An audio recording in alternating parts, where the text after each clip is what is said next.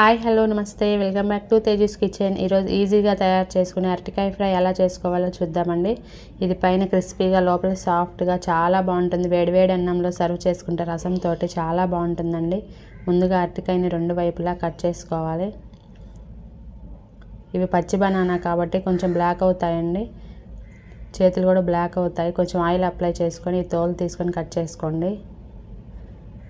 తోలంతా తీసుకోవాలి. పీలర్ తోటి వీడియోలో చూపిస్తున్న విధంగా చిన్న చిన్న ముక్కలుగా కట్ చేసుకోవాలి. ఈ కట్ చేసుకున్న ముక్కల్ని సాల్ట్ వాటర్లో వేసుకోవాలండి. సాల్ట్ వాటర్లో వేసుకోవడం వలన కలర్ మారకుండా ఉంటాయి, లేదంటే బ్లాక్ అయిపోతాయి పచ్చి అరటికాయలు కాబట్టి.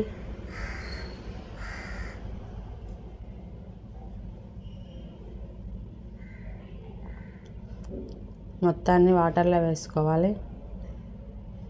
స్టవ్ మీద ప్యాన్ పెట్టుకొని హీట్ అయిన తర్వాత తాలింపుకు సరిపడినంత ఆయిల్, అలాగే తాలింపు గింజలు, జీలకర్ర, ఆవాలు, మినపప్పు, శనగపప్పు వేసుకోవాలి.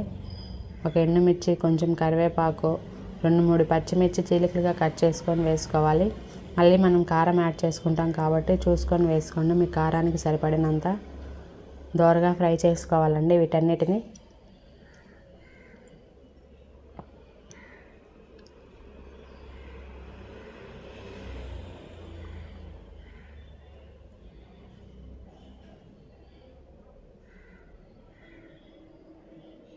సన్నగా కట్ చేసుకున్న ఒక ఆనియన్ని వేసుకోవాలి. వేసుకొని పచ్చిమిర్చి, ఆనియన్ బాగా ఫ్రై అయ్యేంత వరకు ఫ్రై చేసుకోవాలి.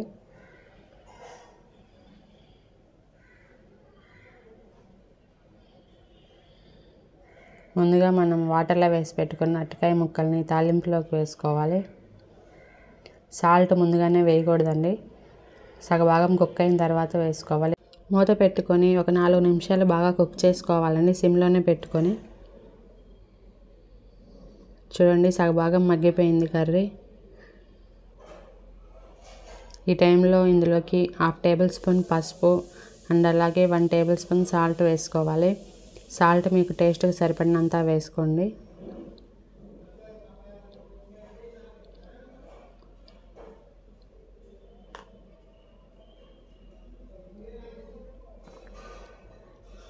సాల్ట్, పసుపు బాగా కలిసేలాగా మిక్స్ చేసుకోవాలి. చూడండి, ముక్క కూడా బాగా ఉడికిపోయింది. ఇది త్వరగా అయిపోతుందండి, కర్రీ కూడా ఈజీగా చేసుకోవచ్చు.